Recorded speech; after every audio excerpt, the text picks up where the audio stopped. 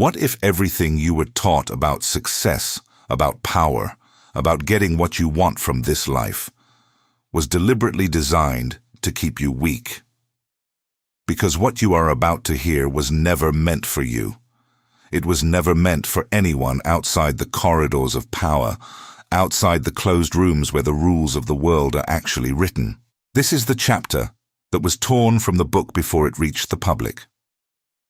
This is the knowledge that Niccolò Machiavelli encoded between the lines, the truths he buried beneath allegory and metaphor, because he knew with absolute certainty, that if the common person ever understood these principles, the entire architecture of control would collapse overnight. And yet, here you are. Not by accident, not by luck. You are here because something inside you has been whispering for a long time now. A quiet, relentless voice telling you that the game you have been playing, the game of following the rules, being polite, waiting your turn, trusting the process, is rigged. And that voice is right. The game is rigged, but not in the way you think. It is not rigged by some shadowy conspiracy. It is rigged by something far more insidious.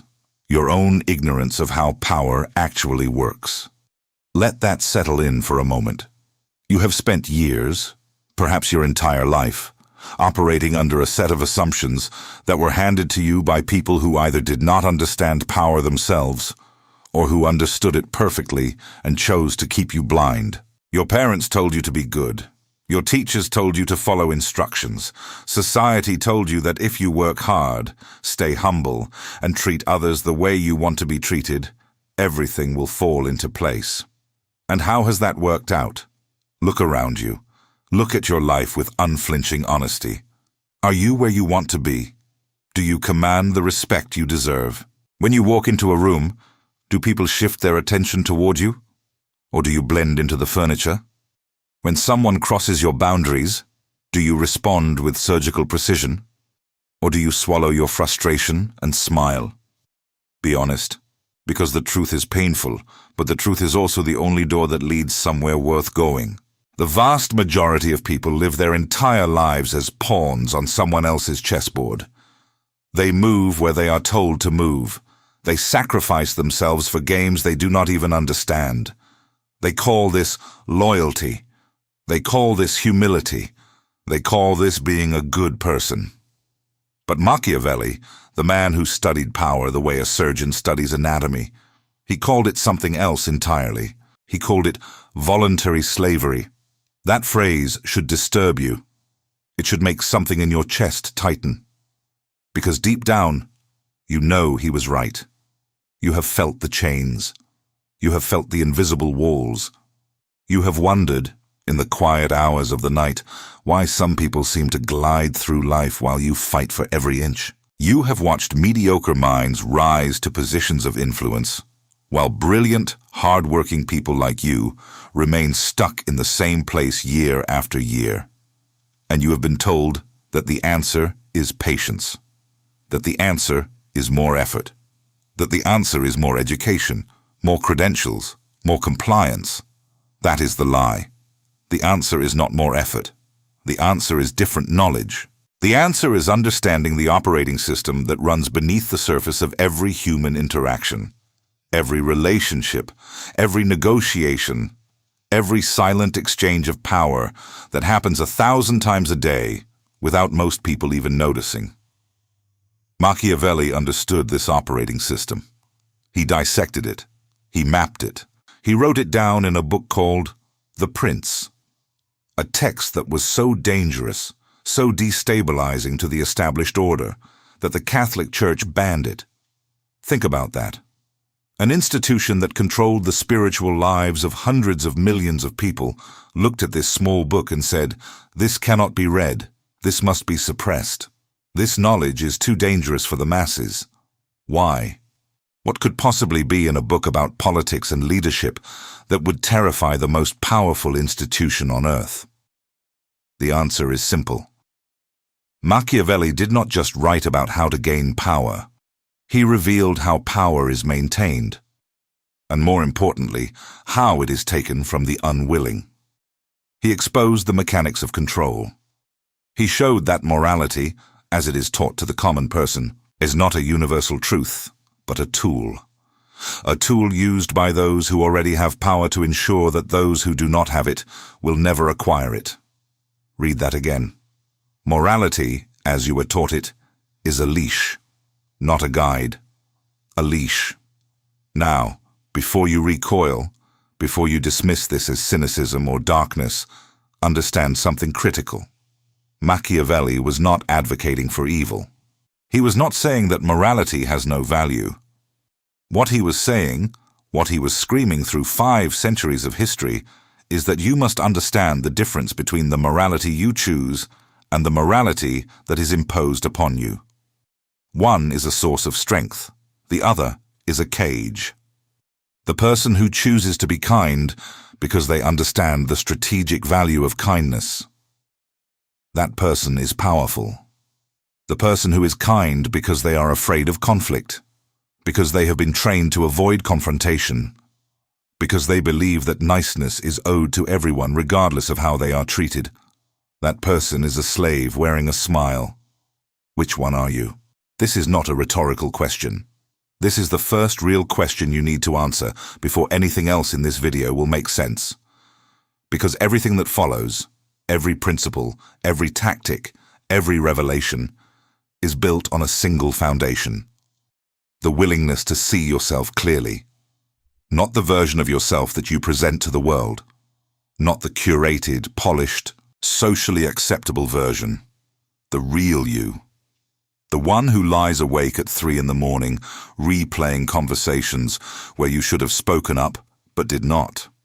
The one who fantasizes about commanding respect but settles for being liked. The one who knows, in a place deeper than thought, that you are capable of far more than you have ever allowed yourself to become. That version of you is listening right now, and this video is for that version. Machiavelli wrote in his discourses that the man who adapts his methods to the times will prosper, but the man who clashes with the times will be destroyed. Most people interpret this as simple pragmatism. Be flexible, adapt, go with the flow. But that is the surface reading. The deeper truth is far more radical. What Machiavelli was really saying is this: do not let anyone else define the battlefield. Do not accept the terms that are given to you. Do not play by rules that were written by people who do not want you to win. Instead, study the terrain. Understand the forces at play, and then, only then, act with precision. This is not about manipulation. Let us be absolutely clear about that. This is about awareness. This is about opening your eyes to a reality that has been operating around you and upon you for your entire life. The people who hold power in this world, in your workplace, in your social circle, in your family, they are not necessarily smarter than you. They are not necessarily more talented. They are not blessed by fate or fortune. They simply understand something that you do not. They understand the invisible rules. And those invisible rules are what this video will teach you. Not theory, not abstract philosophy. Concrete, applicable, immediate understanding that will change how you see every interaction for the rest of your life. But here is the price of admission. You must be willing to be uncomfortable. You must be willing to question everything you have been told about how the world works. You must be willing to look at the people around you, even the ones you love, and see the power dynamics at play beneath the surface of every smile, every favor, every piece of advice, because once you see it, you cannot unsee it, and once you understand it, you will never again be the person who walks blindly through a world designed to use you. This is the chapter Machiavelli buried. This is the knowledge that was meant to stay hidden, and you are about to read every single line. Consider this moment a threshold. On one side is the person you have been, reactive, uncertain, playing a game whose rules you never fully understood. On the other side is someone new, someone who sees the board clearly, someone who moves with intention, someone who does not react to the world, but shapes it. The question is not whether you are ready. The question is whether you are willing. Because readiness is a myth. No one is ever ready for transformation. Transformation is not something you prepare for. It is something you survive. And what comes out on the other side is something harder, sharper, and infinitely more capable than what went in. Machiavelli knew this. He wrote The Prince not from a position of power but from exile. He had been tortured. He had been stripped of everything, his position, his reputation, his freedom. And in that crucible of suffering, he did not break. He became the most dangerous kind of person imaginable, a man with nothing to lose and everything to understand. That is the energy you need to bring to what follows. Not the energy of someone browsing content for entertainment. Not the energy of someone looking for quick tips and easy answers. The energy of someone who has decided, truly decided, that the old version of themselves is no longer acceptable. That mediocrity is no longer tolerable. That living as a pawn in someone else's game is a form of death that happens while you are still breathing. If that is you, if something in those words just ignited a fire behind your ribs, then stay. Stay and learn what was never meant to be taught. The first principle that Machiavelli concealed within his writings, the one that underlies everything else, is this. The world does not respond to who you are. It responds to who it perceives you to be. This distinction is everything. You can be the most intelligent person in the room, the most capable, the most prepared. And it will not matter if the room does not perceive you that way. Conversely, you can be average in every measurable way, and if you control perception, you control the outcome. This is not an opinion. This is observable reality. It is the reason that confidence often outperforms competence. It is the reason that presence often matters more than credentials. It is the reason that throughout history, people of modest ability have risen to extraordinary heights, while genuine geniuses have died in obscurity. Perception is the currency of power. And most people are bankrupt. They walk into rooms apologizing with their body language. They speak with a rising inflection that turns every statement into a question, as if seeking permission to have their own thoughts. They dress without intention. They make eye contact and then look away as if burned. They fill silence with nervous laughter and meaningless words because silence terrifies them. Because in silence, they feel exposed. And every single one of these behaviors is a signal that says, I am not a threat. I am not important. I can be overlooked. I can be used. You have been sending these signals your entire life. Not because you are weak, because no one ever told you that you were sending them. No one ever explained that every moment of every day you are broadcasting a message to the world through your posture, your voice, your timing, your stillness, your reactions, and the world is listening. The world is always listening. Machiavelli understood that perception is not vanity, it is strategy.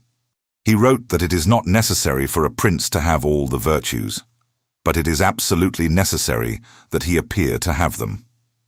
This has been misquoted and misunderstood for centuries as advocacy for dishonesty. It is not. It is a statement about the architecture of influence. What Machiavelli was teaching is that your internal reality and your external presentation are two separate instruments, and a master plays both. Your private thoughts, your doubts, your fears, your insecurities, these are your internal compass. They are valuable. They keep you honest with yourself. But they have no place on the stage of human interaction. When you step out into the world, you are performing.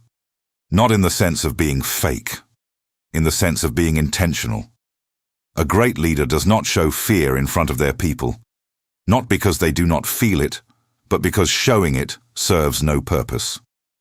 A skilled negotiator does not reveal desperation, not because they are dishonest, but because the negotiation requires composure.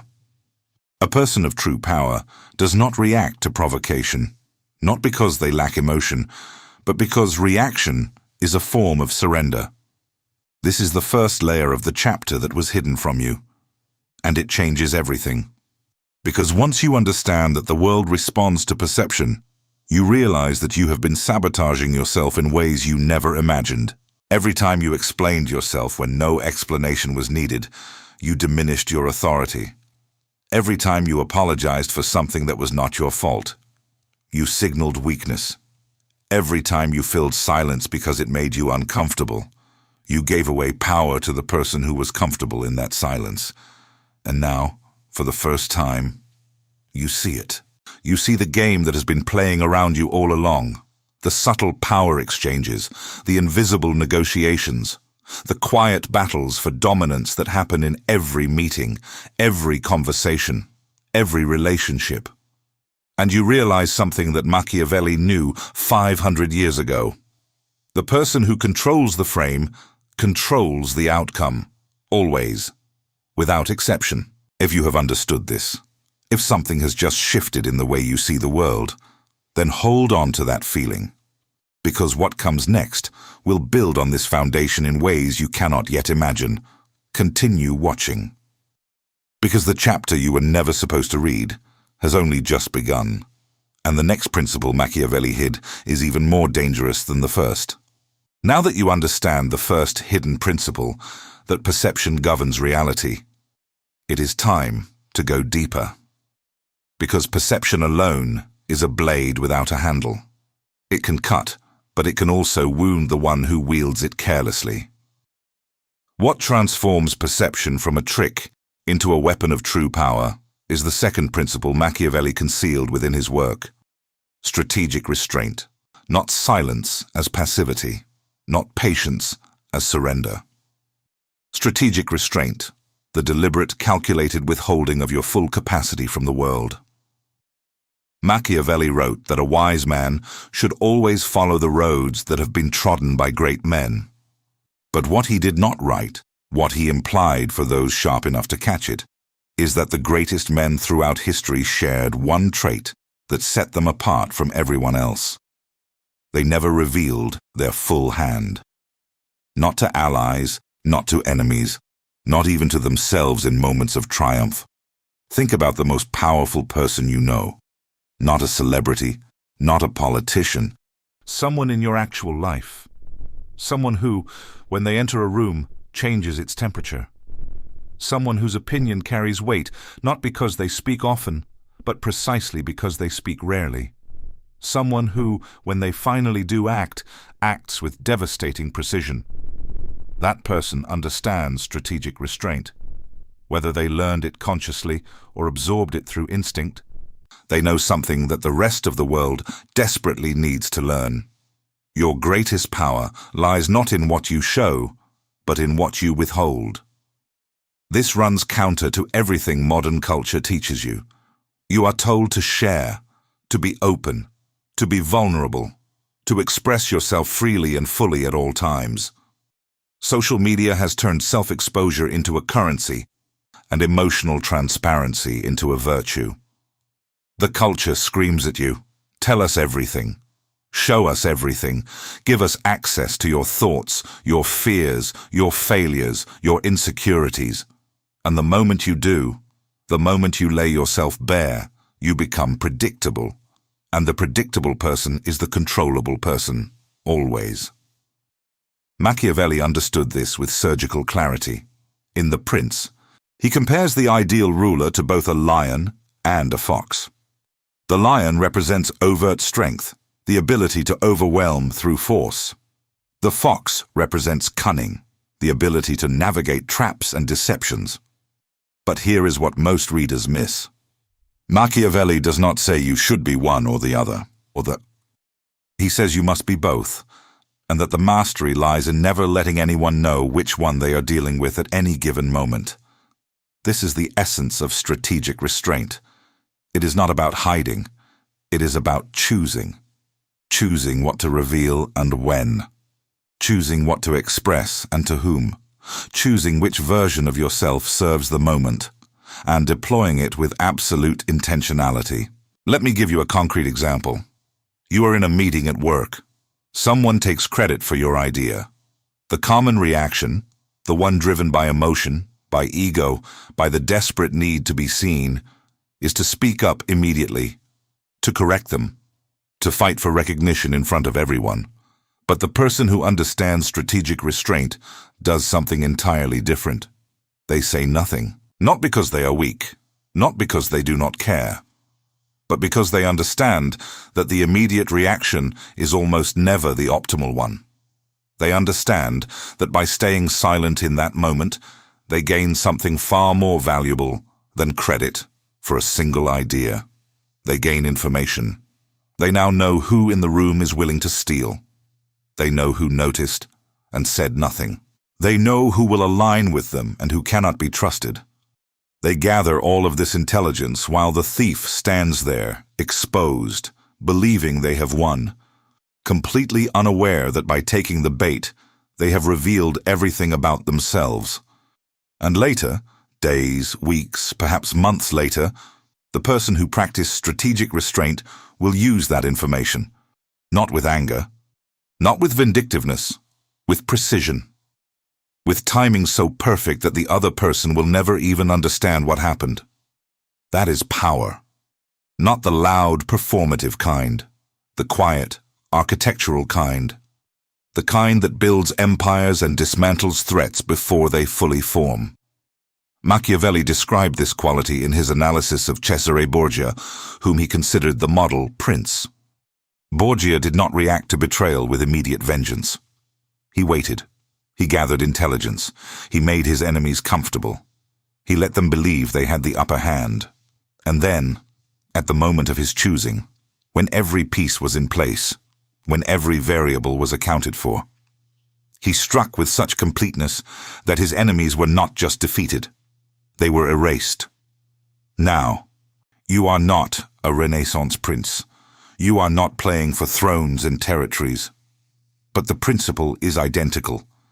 In your life, in your career, in your relationships, in your social world, the ability to restrain your reactions, to control the timing of your responses, to withhold information until the moment it serves you most. This ability separates the powerful from the powerless, and it is built on 5 fundamental characteristics that Machiavelli wove throughout his writings. The first characteristic is emotional sovereignty. This is the foundation upon which everything else is built. Emotional sovereignty does not mean suppressing your emotions.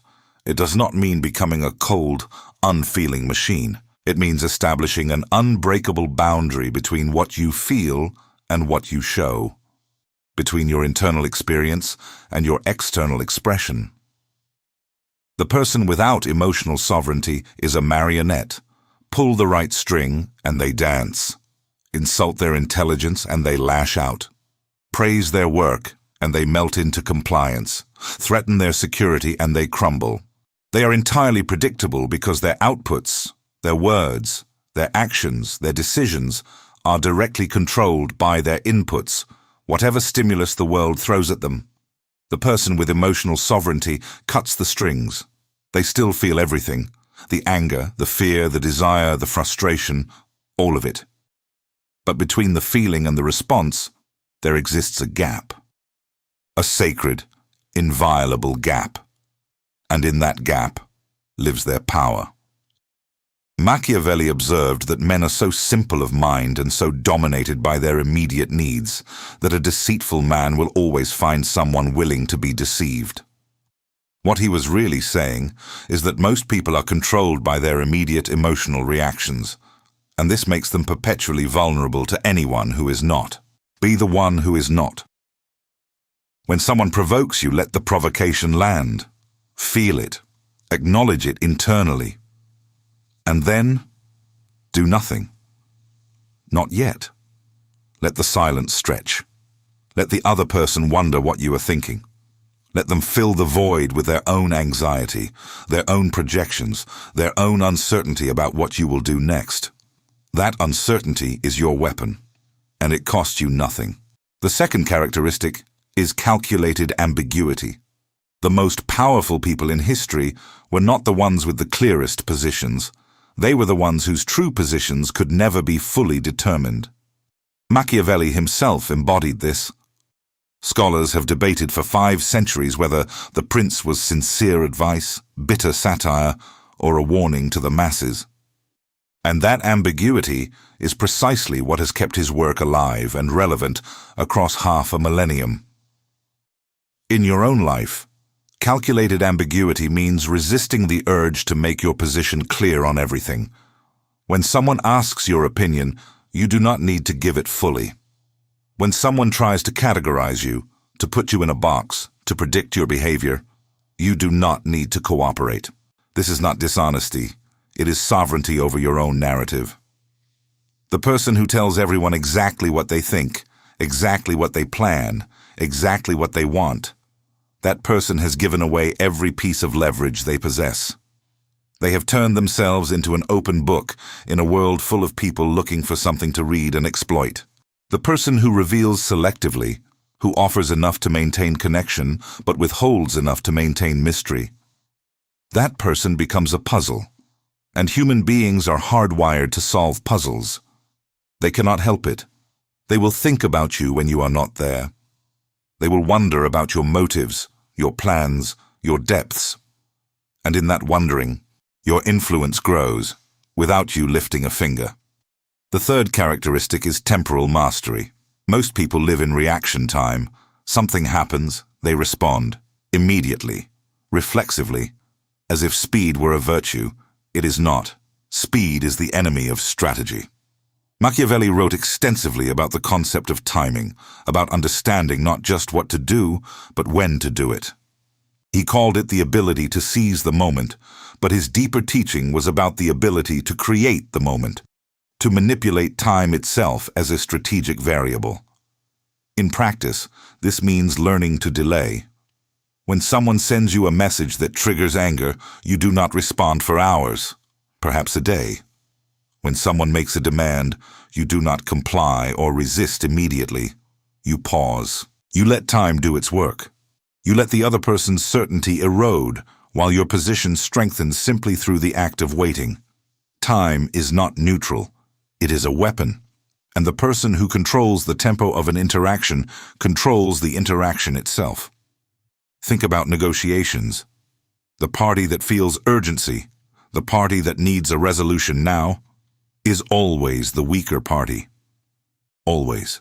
The person who can wait, who can tolerate ambiguity, who can sit comfortably in the discomfort of unresolved tension, that person holds all the cards. And this principle extends far beyond negotiation. It applies to every relationship, every conflict, every decision in your life. The person who responds instantly is controlled by the stimulus. The person who responds strategically is controlled by nothing but their own intention. The fourth characteristic is selective generosity. Machiavelli wrote something that has been widely misunderstood. It is better to be feared than loved. Most people stop there and conclude that he was advocating for cruelty. He was not. What he was saying is that in a world where you cannot guarantee both, fear, meaning respect rooted in consequence, is more reliable than love, meaning affection rooted in emotion. But there is a deeper layer. Machiavelli also understood the extraordinary power of generosity when deployed strategically. He noted that the wise ruler gives at unexpected moments and in unexpected ways. Not as a habit, but as a tool. Not to everyone, but to the right people at the right time. When you are generous by default, your generosity becomes expected. It loses its impact. People begin to feel entitled to it. And when you inevitably cannot maintain it, they feel cheated rather than grateful. But when you are generous selectively, when you give at moments that are unexpected, to people who do not anticipate it, in ways that create genuine impact, your generosity becomes legendary. It becomes a story people tell. It creates debts that are never fully repaid. And those debts, those invisible bonds of gratitude and obligation, are the threads from which true influence is woven. This is not cynicism. This is reality. Every relationship in your life, personal and professional, operates on an invisible ledger of favors, obligations, and emotional debts. The person who understands this ledger and manages it intentionally holds enormous power. The person who ignores it is perpetually at the mercy of those who do not. The fifth characteristic is sovereign detachment. This is perhaps the most difficult to cultivate and the most powerful when achieved. Sovereign detachment is the ability to care deeply about outcomes while being completely free from attachment to any specific outcome. It sounds like a paradox. It is not. It is the highest form of strategic thinking. The person who is attached to a specific outcome, who needs this deal to close, who needs this person to love them, who needs this promotion to happen, is compromised. Their need creates desperation, and desperation is visible. It leaks through every pore, every word, every gesture. And the moment the other party senses it, and they will, the dynamic shifts irreversibly. The person who practices sovereign detachment walks into every situation with a clear preference but no dependency. They would like the deal to close, but they will thrive if it does not. They would like the relationship to work, but their identity is not built upon it. They would like the promotion, but their sense of worth does not hinge on it. This is not apathy, this is freedom. And freedom is the most attractive force in human interaction. Machiavelli captured this when he wrote about fortune, the unpredictable force that governs half of human affairs. He said that fortune is like a raging river that floods and destroys. But the wise person, in calm times, builds dams and channels to control where the water goes when the flood inevitably comes. They do not try to stop the river. They prepare for it. They build infrastructure that ensures they benefit regardless of which direction the water flows. That infrastructure is sovereign detachment. It is the internal architecture that allows you to face any outcome, success or failure, acceptance or rejection, triumph or disaster, and remain fundamentally unshaken. Not because you do not feel, but because your foundation is deeper than any single event can reach. These 5 characteristics, emotional sovereignty, calculated ambiguity, temporal mastery, selective generosity, and sovereign detachment, are not separate skills. They are facets of a single diamond. They reinforce each other, they amplify each other, and together they create something that Machiavelli recognized as the rarest and most dangerous quality a human being can possess. Gravity. Not the physical kind, the human kind. The quality that makes people unable to look away from you. The quality that makes your absence felt more powerfully than most people's presence. The quality that turns you from a participant in the game into the one who defines the game. You have felt this gravity before, in the presence of someone who possesses it. You could not explain it, but you could not deny it either. Something about them commanded attention without demanding it. Something about them made you want to prove yourself, to earn their approval, to be worthy of their notice. That quality is not innate. It is engineered. It is built, deliberately and patiently, through the application of the principles you have just learned. And if you are wondering how to apply them in the specific situations of your daily life, in the conversations, the conflicts, the opportunities that define your actual existence, then stay exactly where you are. Because the most dangerous part of this chapter is next. But the coldest move is still to come.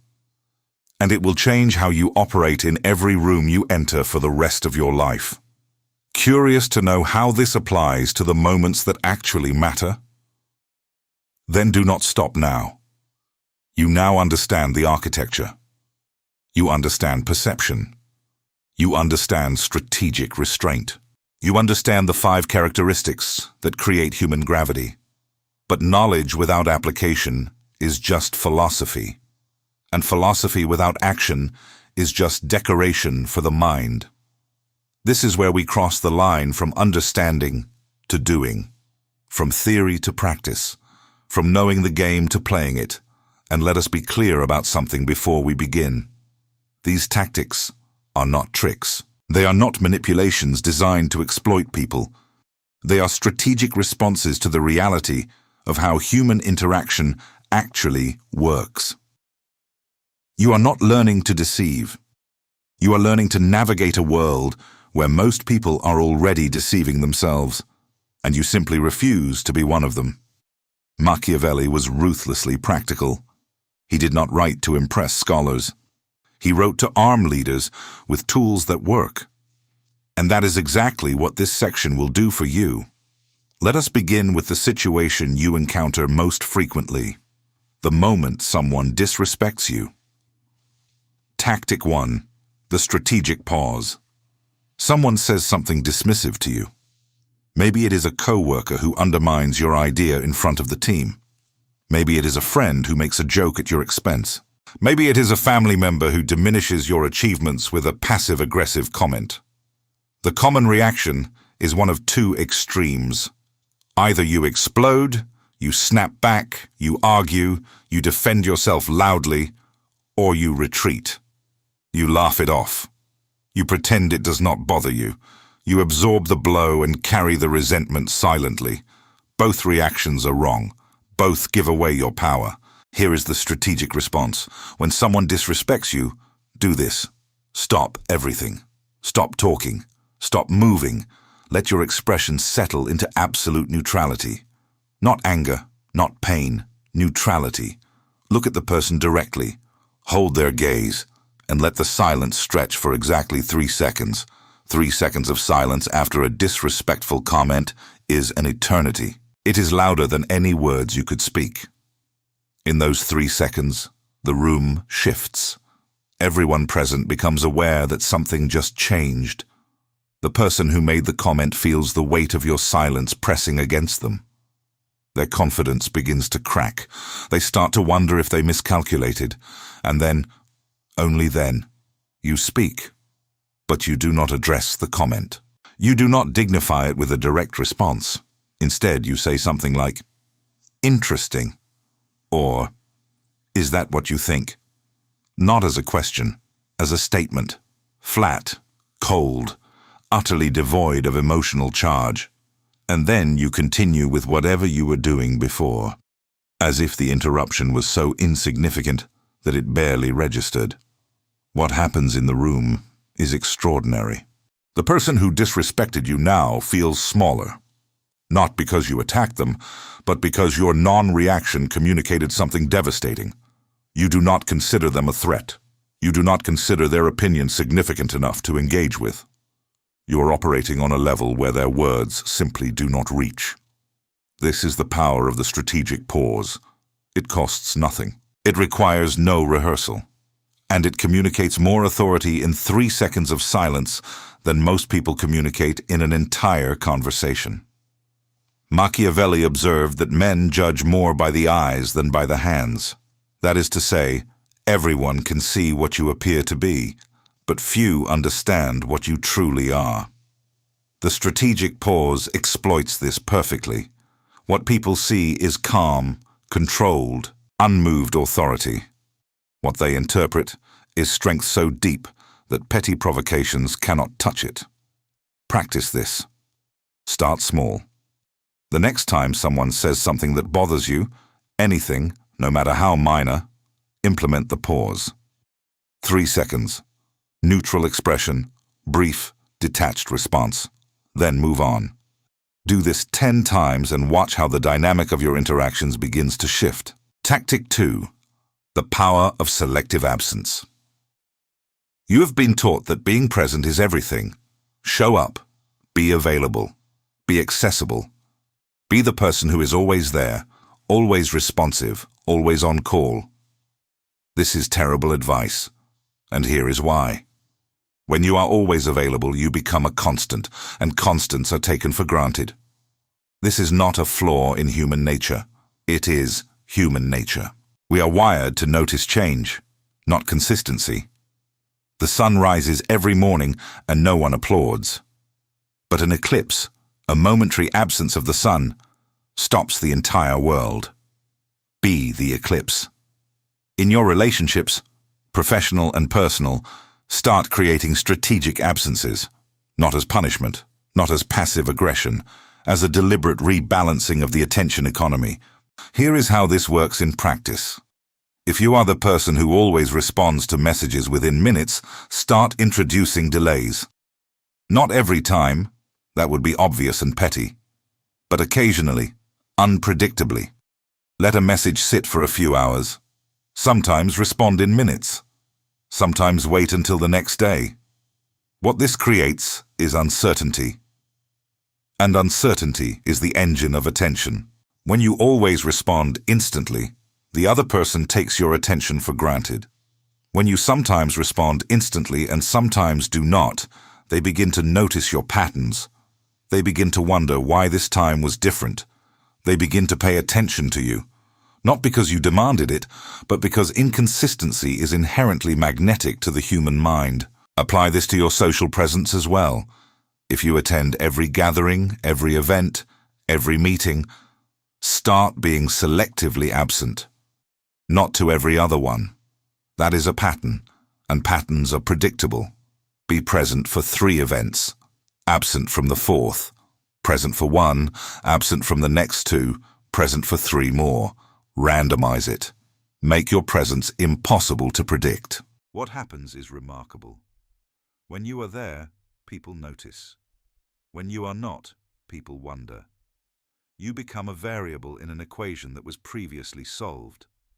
And unsolved equations demand attention. Machiavelli wrote that a prince must imitate the fox and the lion to recognize traps, the lion to frighten wolves. Selective absence is the way of the fox. It is the recognition that visibility is a trap when it becomes obligatory. The moment people expect your presence, they stop valuing it. The moment your presence becomes optional, it becomes precious. Tactic 3. The reframe. This is perhaps the most powerful conversational tool you will ever learn. And it is devastatingly simple. A reframe is the act of taking someone else's statement and redefining it on your terms. It is the verbal equivalent of catching a thrown punch and redirecting the force back at the attacker. Here is a situation. Your boss says, "You have been underperforming lately. I need to see improvement." The common response is defensive. "That is not fair. I have been working hard. Here is everything I have done." This response accepts the boss's frame that you are underperforming and fights within it. You are playing defense on their field. The strategic response reframes entirely. You might say, "I appreciate your directness.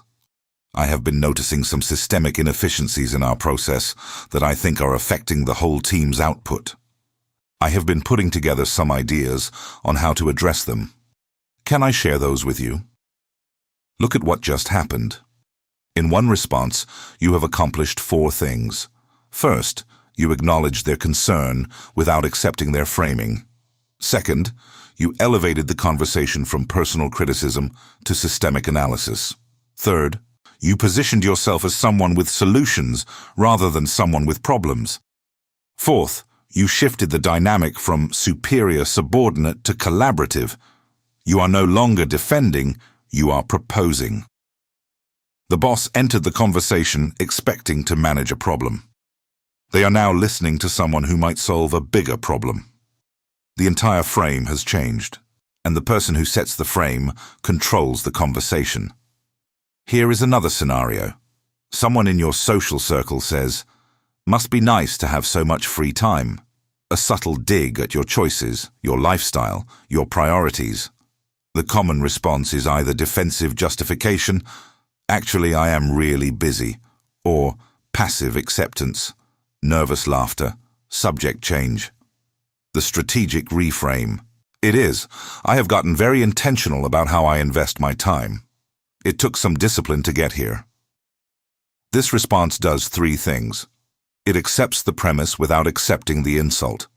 It redefines free time as the result of intentional discipline rather than laziness. And it subtly communicates that you have achieved something the other person has not. Control over your own schedule. The dig becomes a compliment. The attacker becomes the one who feels inadequate. And you accomplished all of this without a single aggressive word. Machiavelli was a master reframer. When critics accused him of teaching immorality, he did not defend himself against the charge. He reframed the entire conversation. I am not teaching immorality. I am teaching reality. The immoral ones are those who pretend reality does not exist and let their people suffer for it. In one stroke, the accusers became the accused. The critic became the naive one. The conversation shifted from his morality to their willingness to face truth. Learn this. Practice this. Every confrontation, every criticism, every uncomfortable exchange, before you respond, ask yourself, what frame is being imposed on me? And then ask, what frame do I want instead? Tactic 4. The controlled reveal. Information is currency. And like any currency, its value depends entirely on how it is spent. Most people spend their informational currency like children with a handful of coins, throwing it everywhere, telling everyone everything, sharing every thought, every plan, every vulnerability, every dream. They call this authenticity. What it actually is strategic bankruptcy. The controlled reveal is the opposite approach. It is the deliberate, strategic sharing of specific pieces of information at calculated moments for maximum impact. Here is how this works. Let us say you are in a group conversation. Someone asks what you have been working on. The common response is to explain everything, every detail, every setback, every plan. The controlled reveal sounds like this. I am working on something I am not ready to talk about yet, but when it comes together, you will be the first to know. That is it. That is the entire response, and it is infinitely more powerful than a detailed explanation. Why? Because it does three things simultaneously. It communicates that you are engaged in something significant enough to warrant secrecy. It positions the listener as someone you trust enough to eventually share with, creating a bond without revealing anything, and it creates anticipation. The listener is now invested in something they know nothing about. The controlled reveal works in negotiations, in relationships, in social dynamics. It works because the human brain values incomplete information more than complete information. A closed box is always more interesting than an open one. A half-told story always commands more attention than a finished one. Apply this to your personal narrative. When people ask about your goals, your plans, your ambitions, give them enough to be intrigued and not enough to be satisfied.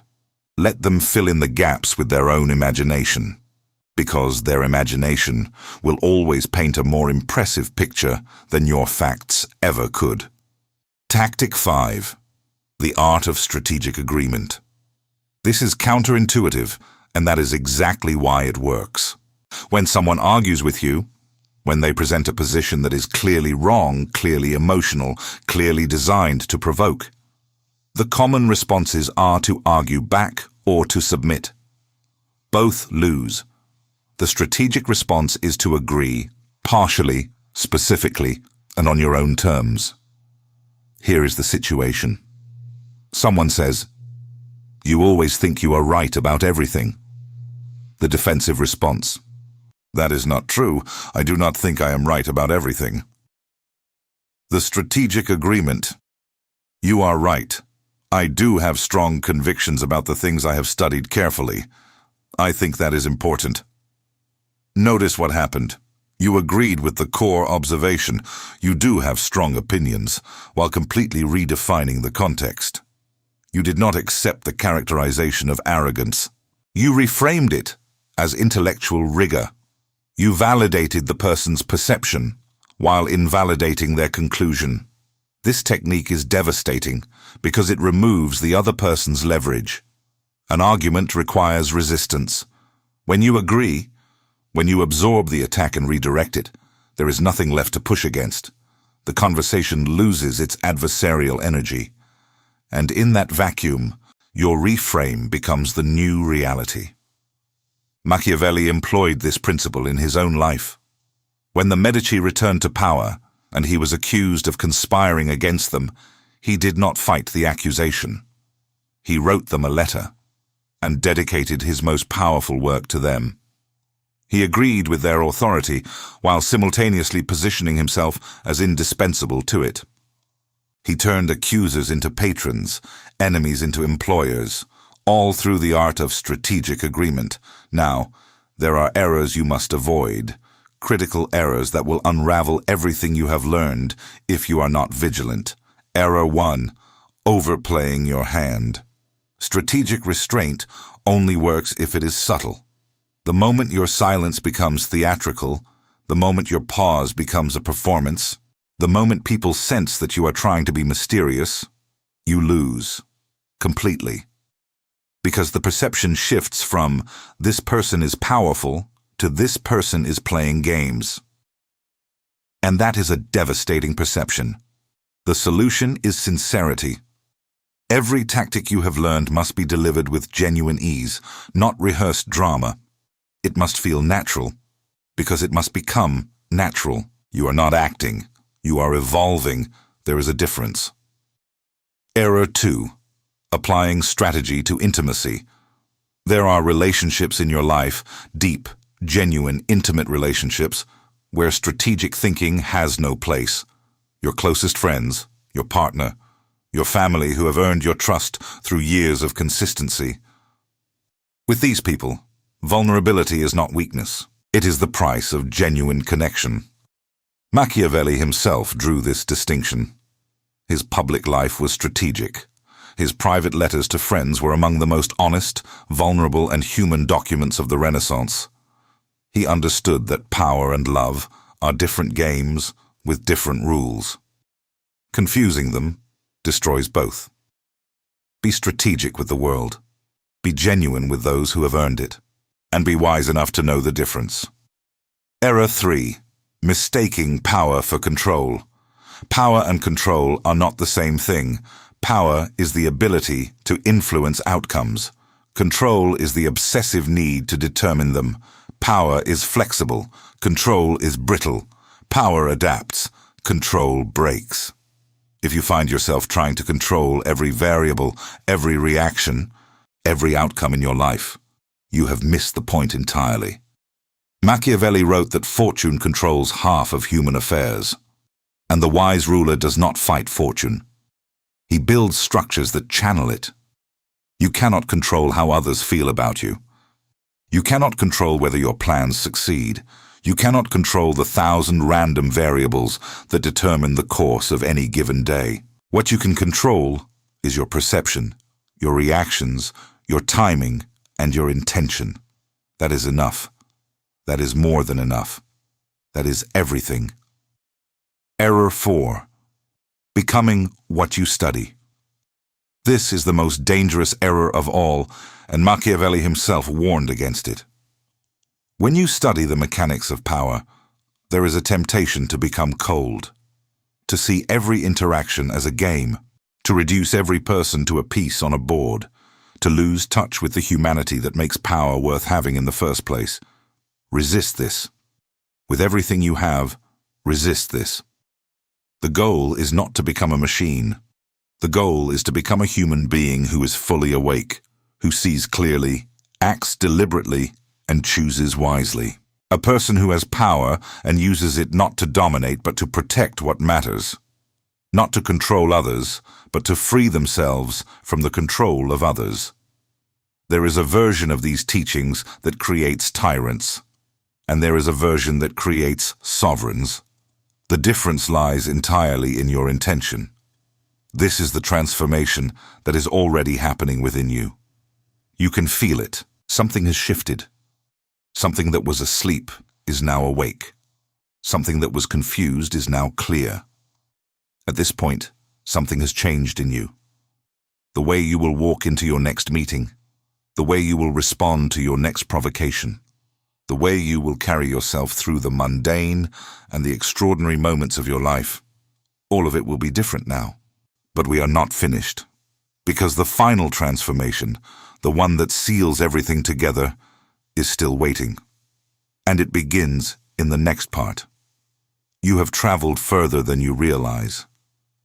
When you pressed play on this video, when you first heard the title and something in you said, "Yes, I need this," you were a different person. Not worse, not lesser, but incomplete. You had intelligence without strategy, strength without direction, desire without the tools to make it real. Now, something has fundamentally changed. And I do not say that lightly. I do not say that in the hollow way of people who promise transformation through a video. What has changed is not your circumstances. Those are still the same. What has changed is the lens through which you see them. You now see the invisible architecture of every room you enter. You see the power dynamics that play out beneath the surface of every handshake, every conversation, every silence. You see the ways you have been giving away your authority, not through grand failures, but through 1,000 tiny surrenders that you never even recognized as surrenders until now. And you cannot unsee it. The veil does not go back on. The game does not become invisible again once you have learned to see it. This is your metamorphosis. The old version of you reacted. The new version responds. The old version sought approval. The new version generates gravity. The old version filled silence because it was uncomfortable. The new version wields silence like a blade, cutting through pretense, exposing truth, commanding attention without saying a word. The old version of you walked into rooms and adjusted to the energy they found there. The new version walks into rooms and the energy adjusts to them. This is not arrogance. This is sovereignty. There is a profound difference. Arrogance is the loud performance of power by someone who does not possess it. It is the insecure person's imitation of strength. All surface, no structure. It crumbles at the first real test. Sovereignty is quiet. Sovereignty does not announce itself. Sovereignty is the bone-deep certainty that you are the one who determines your own value, your own direction, your own terms of engagement with the world. It does not need validation because it is not built on external approval. It is built on internal architecture, the kind you have been constructing throughout this entire experience. Let me consolidate what you now carry. You understand that the world responds to perception, and that controlling perception is not deception, but intentionality. You know that every moment, you are broadcasting a message through your body, your voice, your silence, and your timing. And you have chosen to broadcast deliberately instead of accidentally. You understand strategic restraint, the devastating power of withholding your full capacity from a world that desperately wants to categorize and predict you. You know that mystery is not dishonesty. It is sovereignty over your own narrative. You understand emotional sovereignty, the gap between feeling and response where your true power lives. You know that the person who controls their reactions controls the dynamic. Always. You understand calculated ambiguity, temporal mastery, selective generosity, and sovereign detachment. The 5 pillars that create human gravity. You have seen how they work individually and how they amplify each other exponentially when combined. You understand the practical tactics, the strategic pause, selective absence, the reframe, the controlled reveal, the art of strategic agreement. You have specific tools for specific situations. You are no longer unarmed. And most importantly, you understand the errors to avoid. You know that subtlety is everything. You know that intimacy and strategy occupy different worlds. You know the difference between power and control. And you know the danger of losing your humanity in the pursuit of mastery. All of this lives in you now, not as theory, as architecture, as the framework through which you will process every interaction, every challenge, every opportunity from this moment forward. But here is the paradox that Machiavelli himself embodied. the final truth that ties everything together. The deepest power comes from the willingness to be powerless. Let that land. The person who needs to win every exchange has already lost. The person who needs to control every outcome is already controlled by their own need. The person who must always have the upper hand will eventually find that their hand is empty because they were gripping so tightly that nothing real could grow in it. Machiavelli spent his final years not in power, but in contemplation. After all his brilliance, all his strategic genius, all his understanding of the mechanics of control, he found peace not in dominance, but in writing, in understanding. In the quiet act of making sense of a world he had studied more closely than almost anyone who ever lived. He did not become gentle because he had lost his edge. He became gentle because he no longer needed to prove he had one. His mastery was so complete that it required no demonstration. His power was so deep that it required no display. That is where this journey leads. Not to a place where you are constantly strategizing, constantly calculating, constantly performing the role of the powerful person, but to a place where power is so deeply integrated into who you are that it operates automatically, like breathing. You do not think about it. You do not try, you simply are. And from that place of effortless sovereignty, something extraordinary emerges. Freedom. Not the shallow freedom of doing whatever you want.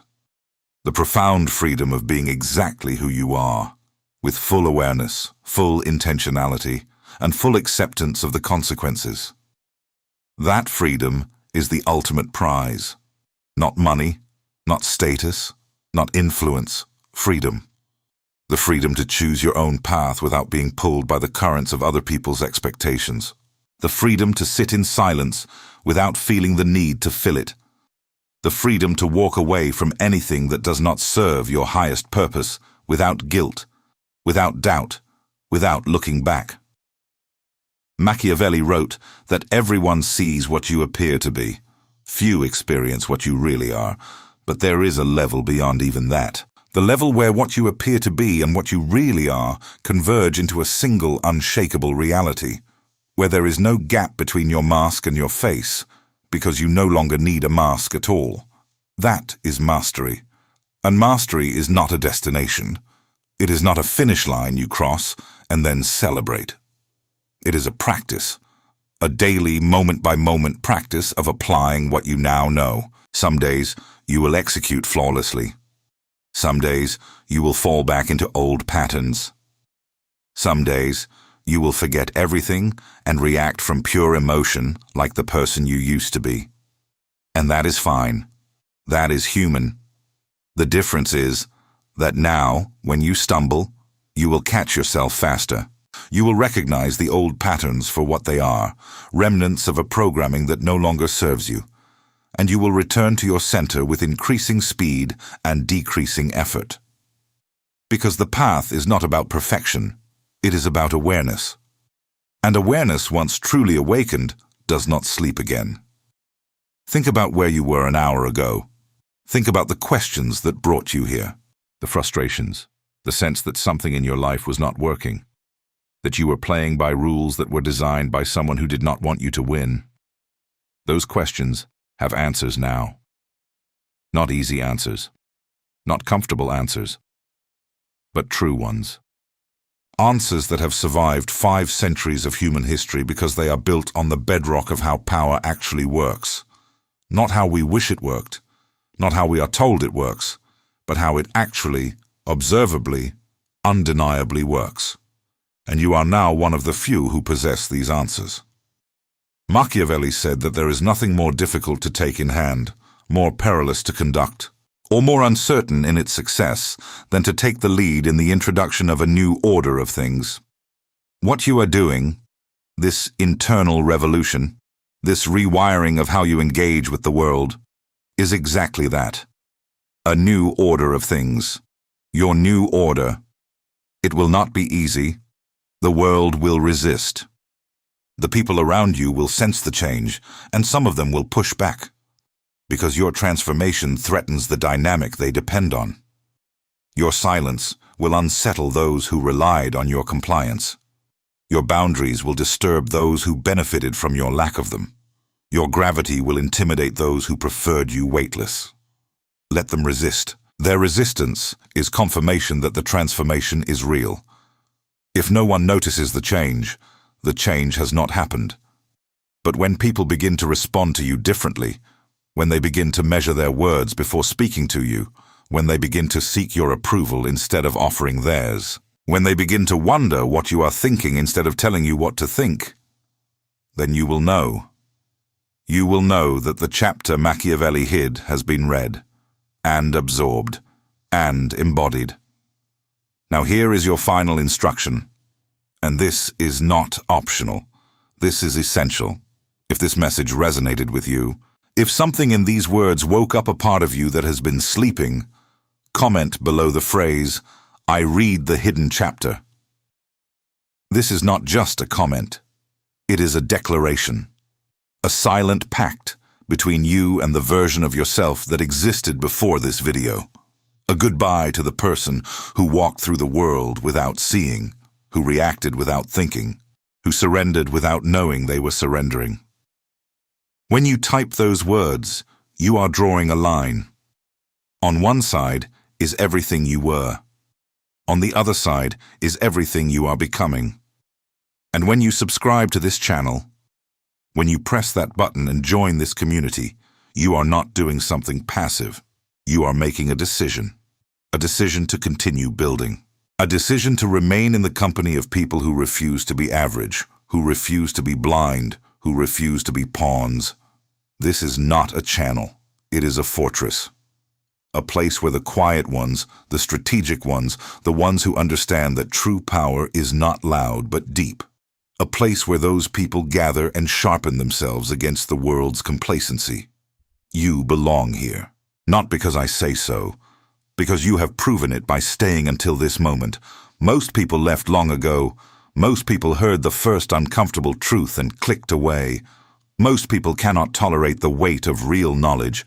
They prefer the comfort of ignorance, the easy warmth of believing the world is simple and fair. But you are still here, and that tells me everything I need to know about who you are. Go now, walk out of this experience and into your life with different eyes. See the invisible, hear the unspoken, move through the world not as a piece on someone else's board, but as the player who understands the entire game. Let your silence be your answer when words would weaken you. Let your absence be your presence when visibility would diminish you. Let your calm be your weapon when chaos would consume you. And remember, the chapter that was hidden has been read. Not by the masses, not by the crowd, by you. And that makes all the difference. Machiavelli wrote for princes. Today, his words reach you. Not because you were born to rule a nation, but because you have chosen to rule yourself. And that is the most dangerous form of power the world has ever known. Go now, and let this knowledge be your armor, not your cage. Let strategy be your compass, not your prison. Let power serve your freedom, not replace it. The hidden chapter is now yours. What you do with it is the only thing that matters.